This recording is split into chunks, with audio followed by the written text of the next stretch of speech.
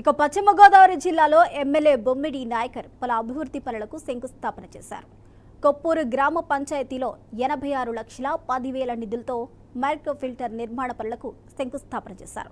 సెట్టిబల్జపాలలో 235, కొత్తపల్లిలో 335, పాతపల్లిలో 180, బద్దవారిపేటలో 160, పెద్దపేటలో 750, గూడెంలో 750, Koppuru main గ్రామ పంచాయతీలో 1200, ఎంజీపాలెలో 300 మీటర్ల పైప్ లైన్ నిర్మాణ పనులకు శంకుస్థాపన చేశారు.